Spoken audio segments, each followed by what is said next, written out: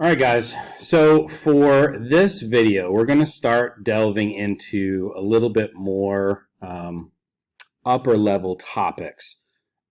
We have already been able to draw shapes. We figured out how to do colors. We've learned how to do complex shapes and angles and curves, and how to do composite shapes where I could take simple shapes and combine them together to create something new and interesting.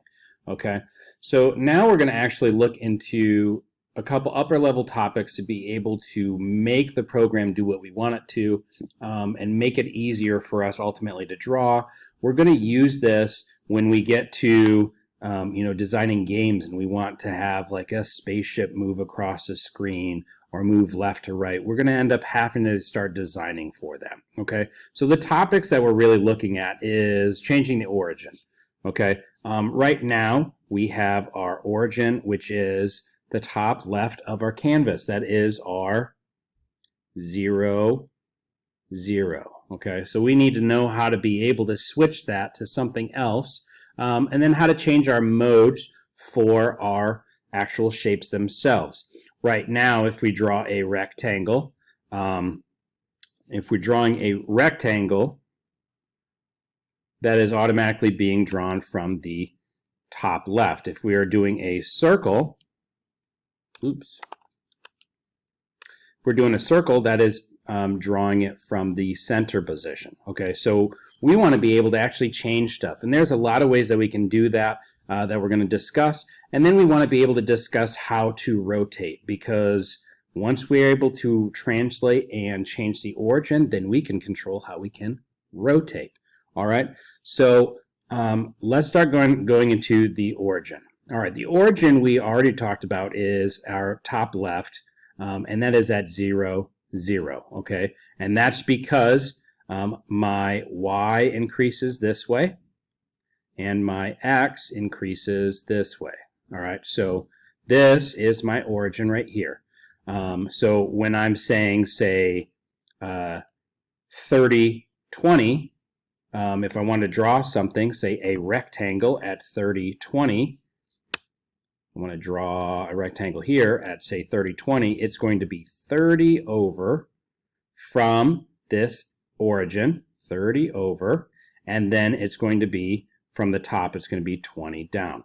Okay, so in terms of what is those coordinates for that, it would be 30, 20. And really that's because it's 30 to the right, that's why it has that understood kind of plus there, 30 to the right of my origin, and it is 30 down from my origin, okay, which has an understood plus. So let's look at that in code so that we can kind of understand how to change the origin. Okay, so in here, if I am drawing a shape, okay, so let's just say I was drawing that shape 30, 20, and then let's give it a size of 50. We run that code. There is my shape. Okay, it's 30 over in the x direction from my origin, which is in the top left, and then it's 20 down.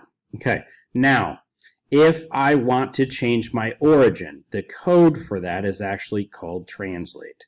So let's go ahead and look that up in the references. Okay, specifies an amount to displace an object within the display window. The x parameter specifies a left-right translation. The y specifies the up-down translation. Okay, now they compound off of each other, which I will show you guys how to work around that. But if I call translate multiple times, if I called translate and I went 50 over, and then I called translate on another shape and went 20 over, then my second shape is actually not just 20, it's that 50 plus that 20. Okay, and that's what this is talking about. We can control that by using push and pop, which we're going to get into. So this is how much I want to move over for my x and my y. Okay, really what that means is if I type translate before I draw a shape, and let's say that I wanted to center this rectangle in the center of my screen. Okay, so I do width divided by 2 and height divided by 2. Okay, now that I translated that, I could draw. Now it started as I translated my origin. My origin is no longer here. It is now right here in the middle of my screen. and I'm still drawing my rectangle from that new origin. This translate creates a new origin. So I'm drawing this 30 over from the new origin, drawing 30 to the right from the new origin, and 20 down from the new origin. Okay, so if I wanted this with that like that, if I wanted to draw my rectangle exactly in the center, then I would say, you know what, I want to go 0 from the right or left from my origin, and I want to go 0 up or down from my origin. So this is now the point where I want to draw it, and then I'm putting it here. So now that looks like it's centered, okay? It's actually centered on the top left because that is the default that we have for a rectangle. Okay, so when we look at the rectangle, it's a top left drawn shape. Now, there are ways that we can modify this, which is kind of jumping into our next topic, is changing the modes. Okay, we want to be able to go from drawing top left to, you know, if I wanted to center my rectangle, because I can do it. I could do it math-wise. I could say, you know what, if this is centered in the top left, I could subtract off half that width of my rectangle, so that would be this right here. That would be my width. I could say 50 divided by 2. I'm subtracting that off, and I could say that we are half that height or half that side, and I would have a perfectly centered one. But this is having to deal with a lot more math than what we want to do. Okay, so we want to actually be able to do this by changing the mode. So if I just type mode in here, I'm going to actually see a bunch of different modes in the reference. I have color mode, I have ellipse mode, rect mode, blend mode, image mode, angle mode, and all of these are actually pretty useful. Now, since I'm drawing a rectangle, I'm going to go into rect mode. Okay, rect mode modifies the location of how we are drawing rectangles and squares. Okay, by default, when we're doing top left, that means the X and Y is the upper left corner. Okay, but we can change that by changing the rect mode. So we can call the rect mode and choose to draw it by a corner, by 2 corners, by the center, or by the radius. Okay.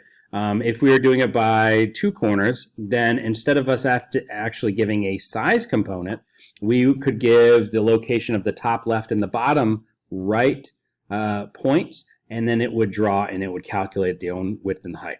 Center means that we are switching the X and Y from drawing the top left to drawing the center. So let's go ahead and just change that.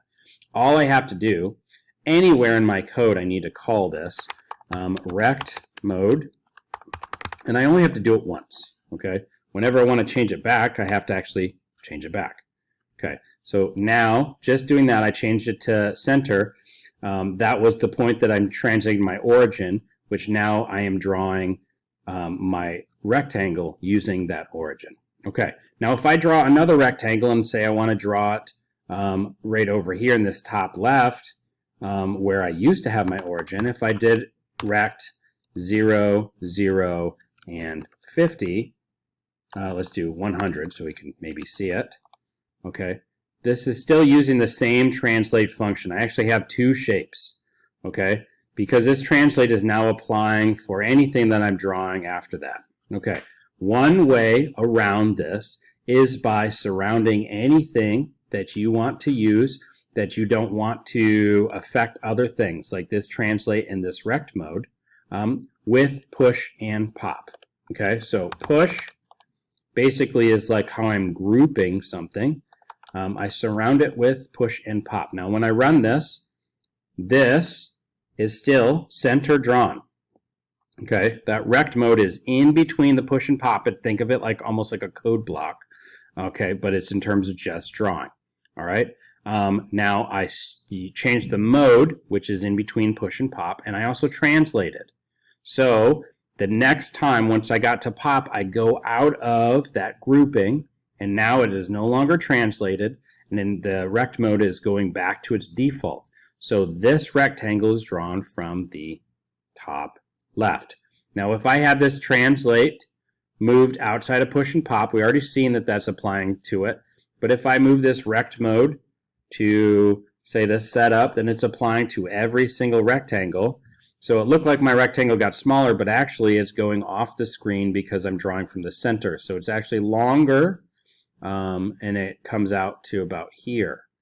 Okay, so I could manually go in here and go rect mode corner. Okay, now whenever you get into some type of these modes, you're going to have to type in all caps because that is a parameter of how it's going to operate. So just doing that, I changed the rect mode to corner. Now it looked like it also changed this too, because here I am not doing the rect mode center in here, so I could apply this directly. Rerun. So it's this one's centered and this one's on the corner. Okay, even though I have it here because I'm explicitly setting it. Okay, now what I could do is anytime I want to draw something, I can put a push and I can put a pop after it. Okay, and this allows it to be able to be modified without affecting anything else in my code. So now this, I don't even need this, and my code runs just fine. Okay, using push and pop. Okay, now for being able to rotate. Okay, if I am, so let's just take this off of being rect mode center. We'll just default to that top left. After I translate, I can rotate. If I don't change my origin, I will rotate from the origin. So this, let's do this. And so let's look at the rotate real quick. Rotate is based off of radians. I hate using radians. I like using angles. I want to use 90 degrees, 180 degrees, 270 degrees. I don't want to use pi and 2 pi and half pi. Okay, so we're going to want to change the mode in this. We default to radians. You got to change the mode. Okay, now if we look at some examples here, we are translating, and then we can rotate, and then we can draw our shape. So really what happens, and it's a little bit hard to explain, when we are drawing, we are actually rotating the canvas, not the shape itself. We're rotating the canvas a little bit, then drawing the shape, and then if we're using push and pop, we're going back to where the canvas was normally oriented. Okay, so in order for us to do that, the order actually matters. I have to rotate after I translate. Okay, so I'm going to, inside this push and pop, I'm going to go ahead and, I'm going to change angle mode. So in here, angle mode, and I'm going to go to degrees.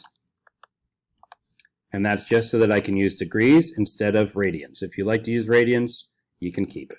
Okay, now for translate, after I do it, I can say rotate. And let's say I want to rotate 45 degrees. Okay. Now, notice we rotated from the top left. Okay. If I give it a value, so I am going to give a value that will change. We'll call it an angle so you guys can see this in action. We're going to create an angle in our setup. We'll start it at 0. And then we are going to increase that angle by 1 every time. So angle plus plus, just like what we were learning in our variables. Okay, so now that's rotating. Notice that it's rotating off the top left. That's because I have not changed my rect mode inside of here. Okay, if I change my rect mode center, I am now drawing from the center of my shape. Now it's rotating on itself. Okay, if I'm increasing this angle, it will rotate clockwise. If I'm decreasing this angle, it will rotate counterclockwise. Okay, so I don't have to adjust the shapes of this or anything to move it around. So that rotate, that's only affecting stuff that's inside the push and pop. Notice that this other rectangle is not doing anything. That's because I'm not rotating that shape. Okay, now some other stuff though that I can do. Watch this. Okay, I'm going to just set it. I can say when I'm drawing shapes that I can have the rectangle be drawn, say, 10 pixels to the right of where that origin is. I'm still rotating off of that origin, but now we have it actually rotating around. Let's say I do 100. Now it is rotating around that central point, which is width divided by 2, height divided by 2. It is 100 away. So doing this, I could, let's say, draw another rectangle, but instead of me drawing 100 to the right, I could do 100 to the left, and now we have 2. If I wanted to do another one, and instead of doing 100 to the right or left, maybe I wanted 100 down, so that would be pointing down here from that shape. If I wanted to do that again, I could have, instead of from the right or the left, I'm 0, but I am negative 100 from the top. I can create cool looking shapes, and this is only using this one variable right here, which is just rotating the entire canvas as I'm drawing it. So I'm rotating from this right here. Now, we all did this with push and pop. Notice it is not doing anything with this rectangle, okay? Because that rotate and that translate is inside of that push and pop. Once I come out of it, then it is not applying anymore. Okay, so I'm going to go ahead and delete this off, but I just want to kind of show you guys how you guys can start creating some really cool shapes, and we're going to build off of this. Okay, so we have inside of here, I have every single one of these rectangles are rotating off of this center point. Now I could change this translation point to whatever I want. Maybe I want it at mouse X, mouse Y. Okay, let's look at that. Now it's rotating around my mouse. Okay, so let's set that back though. I can use push and pop multiple times inside of itself. Maybe I want the individual rectangles to also rotate around while they are drawn. So all I have to do is I'm going to have to write a push and pop. We're almost done. Write a push and pop, put my shape inside of it. Now inside of here I can additionally change my origin for this rectangle so that I could have it self-rotate. So I could take these points and that can become its own translate inside. Let's say that's 100, 0. And then this would be 0, 0, because I'm 0 away. So if I do this, it will look exactly the same. But now in here, after I translate, I could rotate again. Maybe I wanted to do angle plus plus. So I'm just taking whatever that value is. Now, because this is the exact same angle, minusing and plussing is not going to do the same thing. If I minused it, one of them spinning faster. At this point, I would probably want to create another variable, and let's just call it, square angle. We'll set that to 0. And then in here, instead of changing for the shape, I'm going to do square angle. And I'll plus this.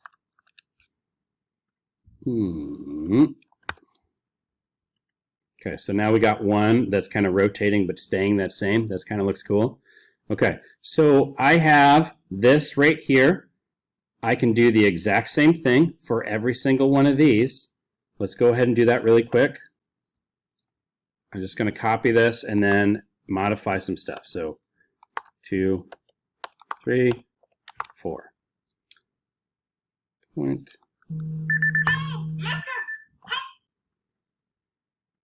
Let's change this point for that rectangle here. This point.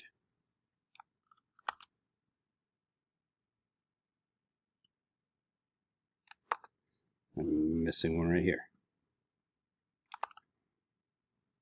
Okay, so now I don't need these shapes anymore here because I'm already drawing them inside their own push and pop.